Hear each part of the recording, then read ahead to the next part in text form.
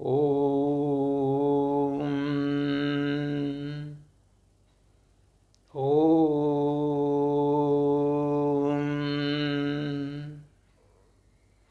ओम। शांति शांति शांति। अनुभवी महान पुण्य आत्माओं को ओम शांति, नमस्ते। आप सभी एक हीरा हैं, अपनी पहचान कीजिए और हमेशा खुश रहिए, क्योंकि खुश रहना, शांत रहना, संतुष्ट रहना, ये हमें ईश्वरीय वरदान मिले हुए हैं। इस पर आप पूरा भरोसा कीजिए। आज एक प्रश्न लेते हैं जो एक बहुत ही आज के समय में ज़रूरी है। अपने कर्मेंद्रियों पर नियंत्रण कैसे करें? कर्मेंद्रियां अच्छे बुरे संस्कार के रूप में जो आत्मा लेकर आती है उसके मुताबिक कर्म करते हैं। तो पहली बात तो अच्छा क्या है, बुरा क्या है, इसकी पहचान, और अच्छे बुरे की पहचान के आधार पर हमारी कर्मेंद्रियां बिल्कुल सही हों। मैं आत्मा जो इस शरीर का राजा हूँ, मेरी बात पूरी कर्मेंद्रियां स्वीकार करें और उसको अमल में लाएं। देखने, सुनने, बोलने के अनुरूप ही कर्म बन जाता है। अगर कर्मेंद्रिया वश में नहीं है तो व्यर्थ चलेगा, मन के अंदर विकर्म होगा। परिणाम स्वरूप आप अशांत रहेंगे, दुखी रहेंगे। इसलिए कर्मेंद्रिय जीत बनकर सत्कर्म करें, खुश रहें, सफल रहें, संतुष्ट रहें। और आज मैं आप एक सार के रूप में जो कर्मेंद्रियां हैं, जिसके माध्यम से हम विकर्म करते हैं या व्यर्थ संकल्प करते हैं, उसके बारे में संक्षेप में बताता हूँ। पहला है नेत्र, आँखें। सबसे बड़ी जो है व्यर्थ या समर्थ को मन में बिठाने के लिए आँखें हैं। आत्मा की खिड़की है। मैं जो राजा हूँ, शरीर का खिड़की है आत्मा की नेत्र। सतो अवस्था में हम सबको सुख देते हैं। पहले सतयुग त्रेता की तो बात ही थी, द्वापर के शुरू में भी सबको हम सुख देते थे दृष्टि से, क्योंकि योगी जीवन की दृष्टि शीतल और सुखकारी होती है।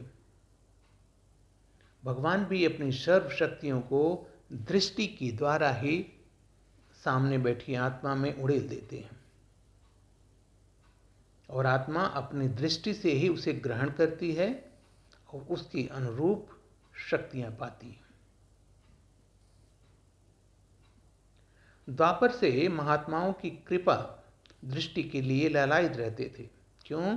उनकी दृष्टि में शक्ति है, पावर है, व्यर्थ को समर्थ में बदलने की क्षमता है। लेकिन कलयुग में नज़र से ही कुठाराघात हो रहा है। आँखें सबसे बड़ी क्रिमिनल आई बन जाती हैं। कुठाराघात हो रहा है, कुदृष्टि रखते हैं। दृष्टि के बजाय कुदृष्टि यानी बदनीयती थी। नज़रें चुराते हैं, नज़रें गिराते हैं, नज़र लगाते हैं यानी बुरी नज़र डालते हैं। इस प्रकार इन कर्मेंद्रियों का दुरुपयोग करते हैं। नेत्रों के द्वारा हमेशा दिव्य पवित्र दृष्टि रखिए, एकदम शीतल दृष्टि। दूसरा है कान। यह कर्मेंद्रिय केवल ग्रहण करने के लिए मन बुद्धि में बिठाकर कर्म कराती है। कान से जो सुनेंगे वो जो है सुनेगी, वैसा ही मन बुद्धि में चलेगा, उसी के अनुरूप हम काम करते हैं।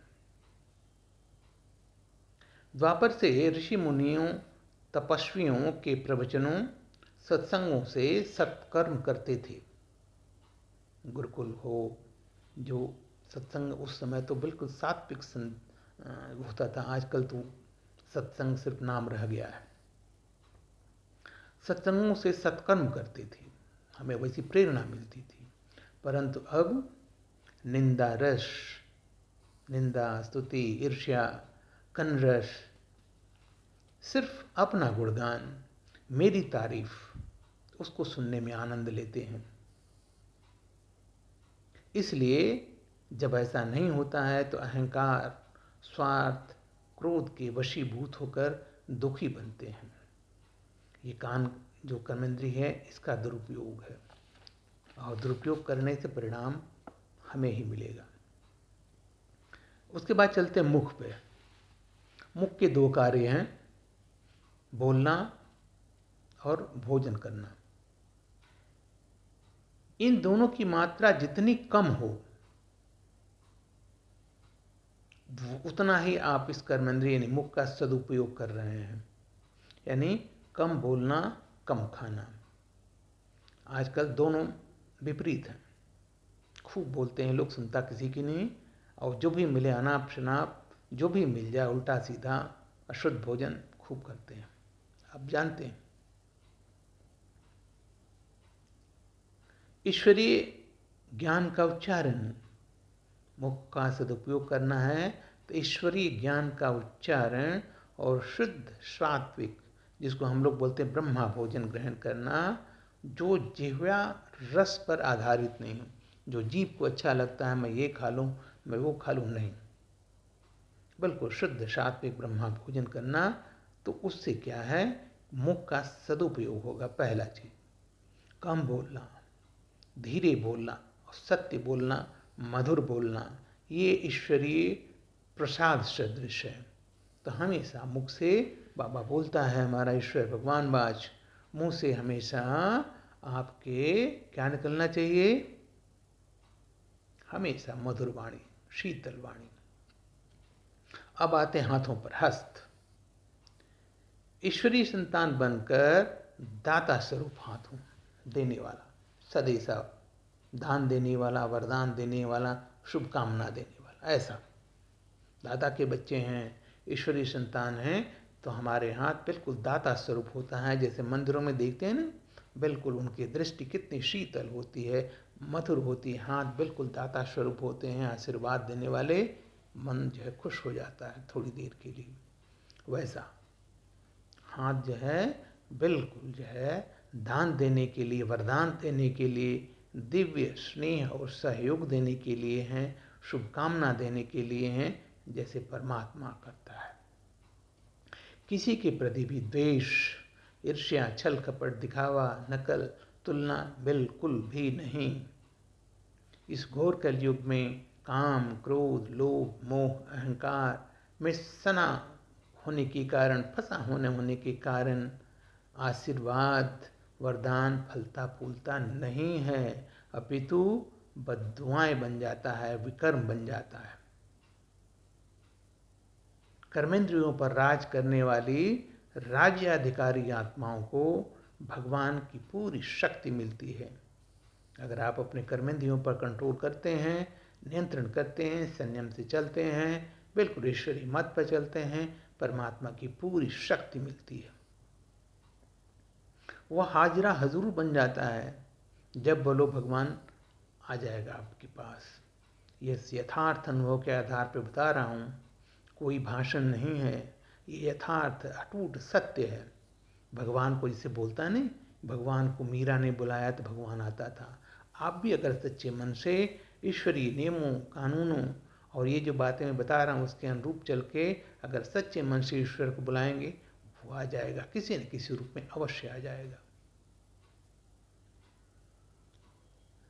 ऐसी पुण्य और पावरफुल आत्माएं जो बन जाते हैं, फिर दूसरी अन्य आत्माओं को भी परिवर्तित करने की वो शक्ति आ जाती है, और उन आत्माओं को भी परिवर्तित करके आप समान यानी महान आत्मा, पुण्य आत्मा बना देती। हमेशा ध्यान रहे, मैं शरीर नहीं, शरीर की नियंत्रक पावरफुल चैतन्य आत्मा हूँ। ये मेरा शरीर इस जन्म के लिए लिया हुआ है, मैं आत्मा तो अजर अमर हूँ। यह शरीर छोड़ दूसरी शरीर लूँगी अगले जन्म में। ये हमेशा रहे, मैं आत्मा हूँ, मैं शरीर नहीं, शरीर भान बिल्कुल नहीं। मेरी कर्मेंद्रियाँ मेरे वश पे हैं। कभी कभी जैसे राजा लोग अपने राज दरबारियों का दरबार लगाते थे, तो आप एकांत में बैठकर अपने कर्मेंद्रियों का दरबार लगाइए। आपकी आँखें, कान, मुख, हस्त, क्या कभी कोई आपकी आज्ञा का अवहेलना किए? जैसा आप नहीं चाहते थे वैसा किए? कैसा किए? तो उन्हें डांट मत लगाइए, उन्हें प्यार से समझाइए, नहीं, ये ऐसा नहीं करना है। आपको अच्छे कर्म सोचना है, अच्छे संकल्प करना है, बिल्कुल जो है समर्थ रूप से, व्यर्थ को भी समर्थ रूप से देखना है, सुनी हुई बातों व्यर्थ को भी सत्य को परिवर्तित करके ही ग्रहण करना है। हाथों से कोई भी कर्म नहीं करना, पाप नहीं करना है, हमेशा ईश्वरीय मर्यादा के अनुरूप चलना है। ऐसा आप करके देखें, आप जो है कर्मेंद्रिय जीत बन करके अगले जन्म में बाबा बोलता है राज्य अधिकारी बन जाएंगे। राज्य अधिकारी का मतलब वो राज्य, सद्योगी राज्य के अधिकारी बन जाएंगे। है तो बहुत सहज, लेकिन लोग हिम्मत नहीं जुटा पाते हैं, मेरे से नहीं होगा। ऐसा तो सभी करते हैं, मैं अकेला थोड़ी ऐसा कर रहा हूँ। नो, यह आपकी कमज़ोरी है। इस कमज़ोरी को आपको जीतना है, अपना जीवन सुखमय, शांतमय, संतुष्ट मन बनाना है और अपनी इस छवि से दूसरों को भी जो कष्ट हैं, जो भ्रम है, उसको दूर करना है, उनको खुश बनाना है। यही हमारी सेवा है, यही हमारा जीवन है। ओम शांति जरूर करिए, बिल्कुल ये पुण्य कार्य है और यही हमारे साथ जाएगा। ओम शांति।